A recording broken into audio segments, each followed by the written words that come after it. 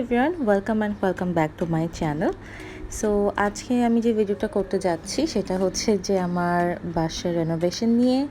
So এখানে যেটা দেখতে পাচ্ছেন এটা হচ্ছে যে ফার্স্ট অর সেকেন্ডের কাজ যেটা চলছিল। এটা মোস্ট প্রবাবলি ফিফথ অর সেভেন্থের সময় চলছিল। তো আমি এক একটা করে ক্লিপ অ্যাড করেছি। প্রতিদিন ভিডিও করা পসিবল হয়নি কারণ অনেক বেশি মেসড আপ ছিল সব কিছু। সো প্রতিদিন ভিডিও করাটা যে টাফ ছিল, আর অনেক বেশি ময়লা হয় যখন আপনাদের বাসায় লাইক রেনোভেশন হয় তখন। এই আলমারির ডিজাইনটা হচ্ছে যে ওয়ালের সাথে ফিট করা। সো এটা হচ্ছে গিয়ে যে আমার করা ডিজাইনটা। এটা হচ্ছে যে আমার মার রুম, মা পাপা এখানে থাকে। সো এটা হচ্ছে যে ফাইনাল লুকটা আফটার 15 days অফ ওয়ার্ক। 15 দিন সময় লেগেছিল এটা টোটালটা কমপ্লিট করতে।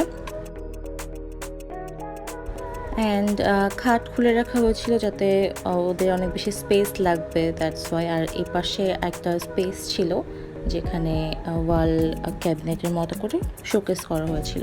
সো এখানে দেখতে পাচ্ছেন সব কিছু অনেক বেশি মেসড আপ, কারণ আমি আর মাম হচ্ছে যে গোছাচ্ছিলাম আলমারিগুলা সব কিছু। পাপার অনেকগুলো টাই ছিল আর যেগুলো বক্স ছিল না, আর আমার সামনে একটা ব্ল্যাঙ্ক টিস্যু বক্স ছিল। সো আমি ভাবলাম যে ডিআইওয়াই করে ফেলি। অন্য সময় হলে হয়তো আমি একটু র্যাপিং করতাম। আর এই হচ্ছে যে ফাইনাল লুক সব কিছু গোছানোর পর। আই থিঙ্ক এখন এটা দেখতে সোবার লাগছে। আমাকে কমেন্ট সেকশন জানাতে পারেন আপনারা কি জানতে চান কিনা যে আমি কীভাবে কস্টিং সিলেক্ট করেছি, কীভাবে ডিজাইন অ্যান্ড মিস্ত্রি হায়ার করেছি, তাহলে আমি সেটার জন্য আলাদা একটা ভিডিও করব। সো এগুলো গোছগাছ করার পর আমি একটু চাচ্ছিলাম যে কিচেনটা ধরতে। কিচেনটা অনেক বেশি হচ্ছে গিয়ে যে এলোমেলো ছিল। সো আমি ওগুলোকে সব খালি করে, তাকগুলা ক্যাবিনেটগুলো সব খালি করে, সব বক্স সব কি বলবো বয়ামগুলো সব হচ্ছে যে এনে বের করে ফেলেছিলাম। অ্যান্ড সবগুলো ক্লিন করে নিচ্ছিলাম বসে বসে সব ভালো করে। আর যেগুলো রিফিল করা দরকার ছিল রিফিল করে নিচ্ছিলাম। অ্যান্ড তারপর আমি যেটা করলাম যে আমি দেখলাম যে এভাবে ক্লিন করার থেকে আমার কাছে মনে হয় ক্লিনার দিয়ে ক্লিন করলে অনেক ফাস্ট ক্লিনিং করা যায়। সো এটা ট্রাই করে দেখতে পারেন বাসায়, অনেক ফাস্ট, লাইক 30 সেকেন্ডও লাগে না। আর আরেকটা জিনিস দেখাই, এটা হচ্ছে যে আমি আগে হাতে লিখে লিখে লেভেলিং করে রাখতাম। সো দেন আই থট যে প্রিন্ট আউট করে করলে বেশি সুন্দর লাগবে।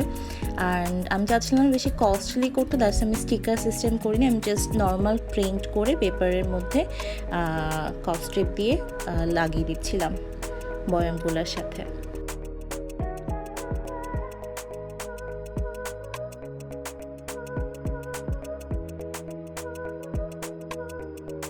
অ্যান্ড আই থিঙ্ক হাতে লেখার থেকে একটু প্রিন্ট করে যদি স্টিক করে দেওয়া যায় তাহলে হচ্ছে বেশি সোবার দেখা যায় আর খুব সুন্দর করে বোঝাও যায়। তারপর আমি তাকে তাকে সবগুলো যেগুলো রেখেছিলাম বয়ামগুলো সাজিয়ে দিলাম। আমি চাচ্ছিলাম না অনেক বেশি কস্টলি করতে প্যান্টি অর্গানাইজেশন থেকে। তো দ্যাটস ওয়াই হচ্ছে গিয়ে আমি বয়ামগুলোকে চেঞ্জ করি নাই, যেগুলো আমার বাসায় ছিল ওগুলো দিয়েই হচ্ছে গিয়ে যে আমি একটু সোবার করার ট্রাই করেছিলাম। তো তারপর রিফিল করে দিলাম যেগুলা খালি হয়ে গিয়েছিল। তো ওগুলাকে একটু ভালো করে রিফিল করে নিলাম যা যা দরকার ছিল।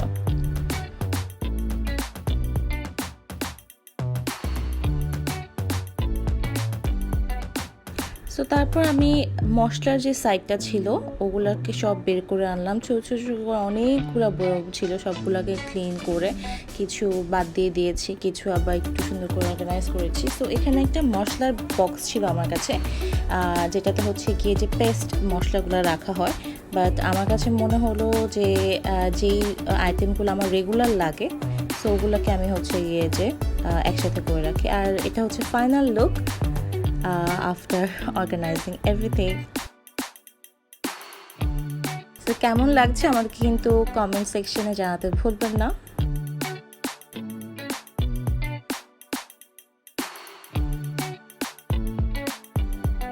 যেহেতু আমরা বাসা রেনোভেশন করছিলাম সো উই থট দ্যাট আচ্ছা ডাইনিং টেবিলের টপটা চেঞ্জ করলে কেমন হয়। সো ওটার উপর আমরা হচ্ছে টপটা শুধু চেঞ্জ করছি ডিজাইন দিয়ে, আর সাথে একটা গ্লাস লাগিয়ে দেওয়া হয়েছে উপরে। অ্যান্ড গ্লাস লাগানোর পর এটা হচ্ছে যে লুকটা। And here is the final look আমার বাসার। সো এটা কিন্তু বিকাল না, রাত 3:45 আমি ভিডিও করছি, if you can see. So হ্যাঁ, সবাই ঘুমিয়ে যাওয়ার পরে আই থট, আর এখানে কিছু বেবিস আসছে নতুন, তাদেরকে নিয়ে আসা হয়েছে।